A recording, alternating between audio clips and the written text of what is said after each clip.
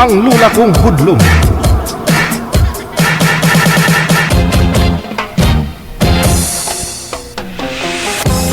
DJ Jel, magandang araw. Magandang gabi sa lahat ng mga listeners mo at sa mga viewers, kasama na rin yung mga basher. Ako isa pong tagapagsubaybay ng iyong programa at gusto ko rin po i-share yung kwento ng aking lula kung bakit po siya nakulong ng 30 years sa loob. DJ Jel, para maunawaan po ng mga listeners mo at saka mga viewers, narito ang kanyang kwento.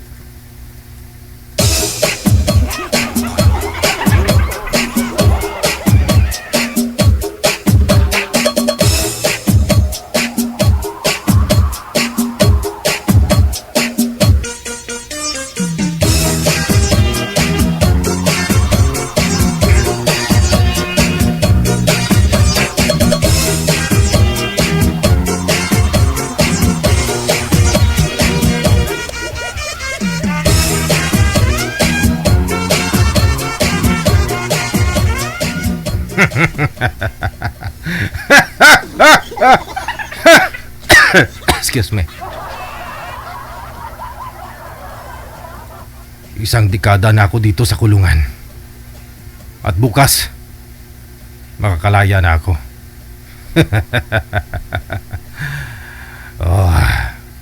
Excited na ako. Ano kaya mangyayari? Ano na kayang meron sa labas? Ang balita ko, mag-eleksyon na naman. Timing talaga ang paglabas ko. Matulog ako maaga para bukas pagkagising ko, maligo ako. At sana kung sinong babaeng unang makasalubong ko at kung ilan ang ngipin ay siyang ilang beses kong i-rape.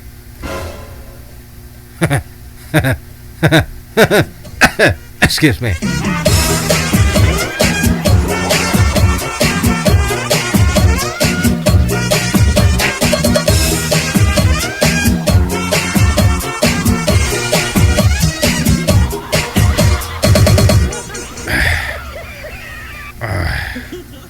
Malapit na. 2:00 na ng umaga. Hindi ako makatulog. Excited na ako. Kung sinong babae ang unang makasalubong ko bukas ng umaga.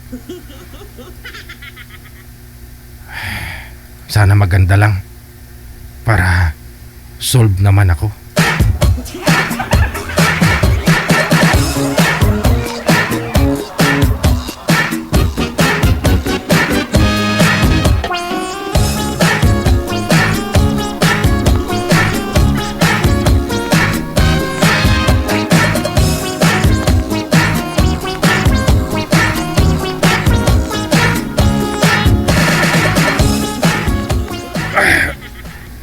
Alas 6 na ng umaga. Grabe. Ngayon pa ako dinapo ng antok kung kailan may isikat na ng araw. Maligo na nga lang ako. Pagkatapos magkuskus ako ng husto para mabango ako. Para naman sabihin ng babaeng makasalubong ko na kahit galing ako sa kulungan, mabango at gwapo ako.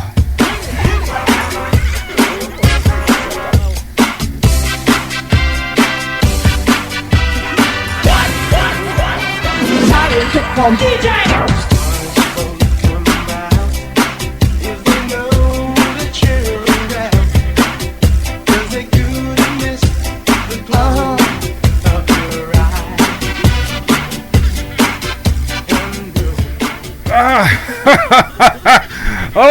Nakalabas na ako.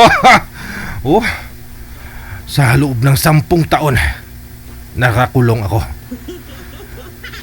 At ngayon dito na ako sa labas para maghasit ng lagim.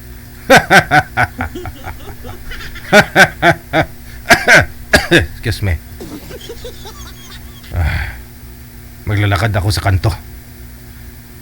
At maghanap na ako ng babaeng makakasalubong ko. alis na ako. Oh. Aba, walang pinagbago nung pumasok ako sa kulungan. Hanggang ngayon, ganun pa rin.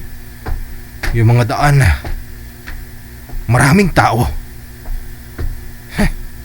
Pero hindi nagsasalita. Puro lalaki nakikita ko. At wala nang babae. Doon banda sa kanto. Maglalakad ako doon. Oh, sino kayang unang babae makasalubong ko? Swerte mo lang.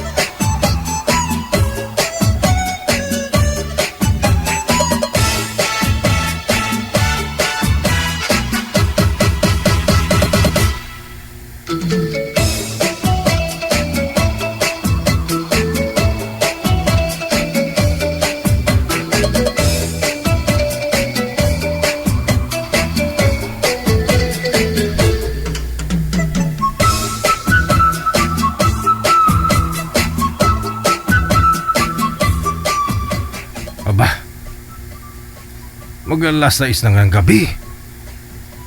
Wala talagang dumaan babae. May na 10 oras ako dito sa labas. Pero yung mga dumadaan lalaki lang. Ano kaya nangyari? Oh, mukhang minamalas ako kung kailan ako nakalaya.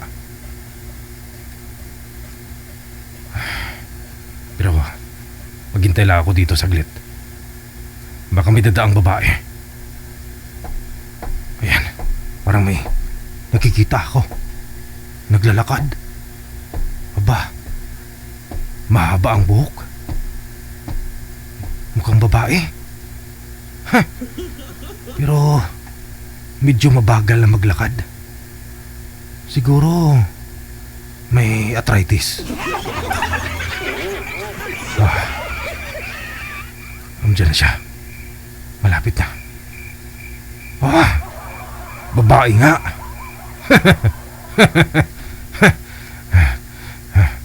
Malapit na siya. Malapit na. Halika dito. Ay, Apo, maawa ka sa akin, Apo. Matanda. Sabi ko na nga matanda na Apo, anong balak mo sa akin?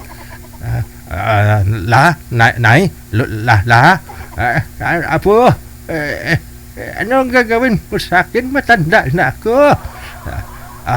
Pasensya na Nay, kasi nagsumpa ako, nangako ako sa sarili ko na kung makalabas ako dyan sa kulungan, at kung ilang babae, kung sinong babae makasalubong ko at kung ilang ang binla, siyang ilang bisis kong irip. Kasi 10 taon ako dun sa loob la. Pagpasensyahan mo at ikaw yung una kong babaeng nakasalubong.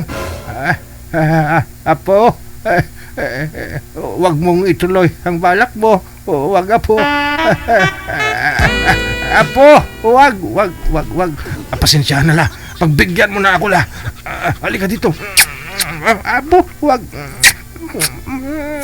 Apo, wag dyan, Apo. Wag dyan. Sige na nga lang,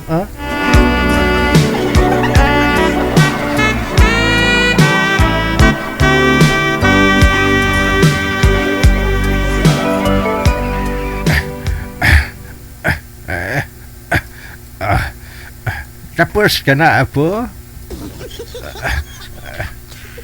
Pumasok na ba, Apo?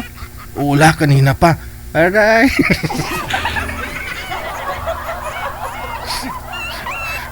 Aray!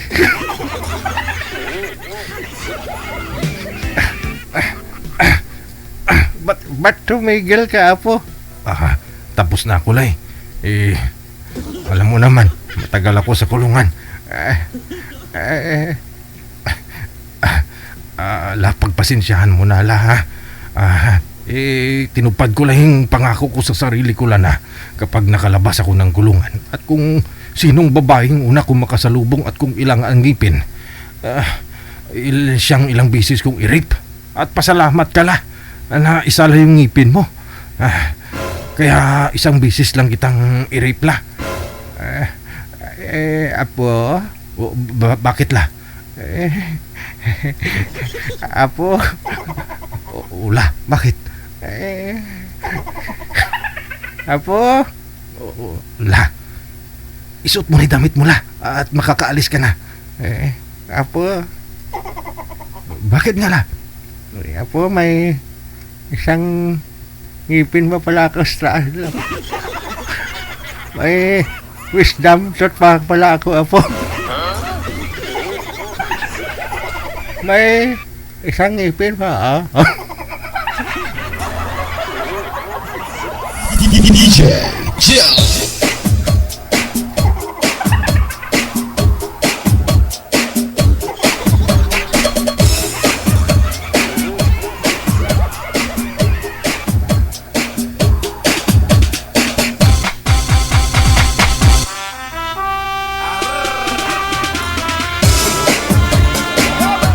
At yan po, DJ Jel. Sinaksak ng lula ko yung lalaki pagkatapos na gustong takasan ng lula ko. Kasi nabitin ng lula ko, DJ Jel. Sa nangyaring yun, hinabol ang lula ko. Biglang bumilis ang paglalakad ng lula ko. Hinabol ang suspect. At si lula ko, disgrasyang nasaksak. Hinabol pero disgrasya.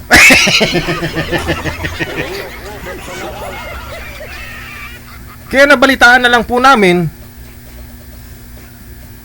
na nasa police station na ang lula ko, DJ Jel.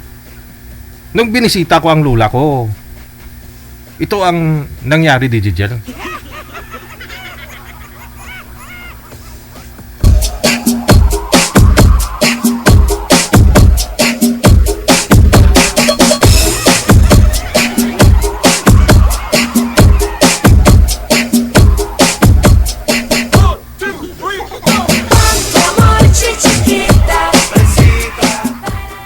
Wala, ba't mo naman ginawa yun, la? Ano ba nangyari? Apo, paano naman kasi nabitin ako? Ako ba naman binitin niya? Siya 10 taon lang sa gulungan. Ako 50 years na akong di nakatikim ng himaya, Apo. Tapos, sabihin niya nakapasok na, iramdam ko hindi.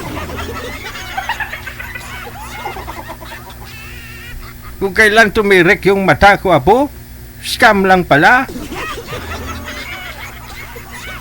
At tinuluyan ko, Apo, tinuluyan ko. Kala niya, ako ba naman hinamot? Ipapano yan, la? Kasi magkukulong ka ng 30 years, oh. Dahil pinatay mo yung lalaki. Di bali, Apo, Paglabas ko, baka tutubo na ulit yung mga ngipin ko.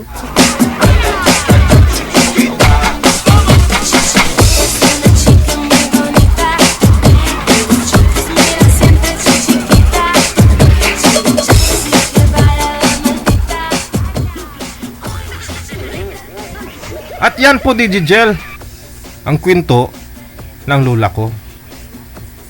At salamat naman at sa loob ng 30 years, nakalaya na rin ang lula ko. Sa ngayon, nasa mabuting kamay ng lula ko.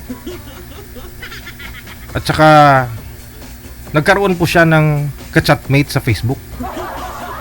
Ang kinatatakutan ko na naman po ngayon, DJ Jel, baka pag hindi mapagbigyan ng magiging boyfriend niya, baka makapasok ulit ng kulungan ang lula ko. Nawa ko mapulutan ng leksyon, aral yung aking kwento, DJ Jel. Maraming salamat sa inyong mga viewers at saka listeners. Lubos na gumagalang, ako si Pilisardo.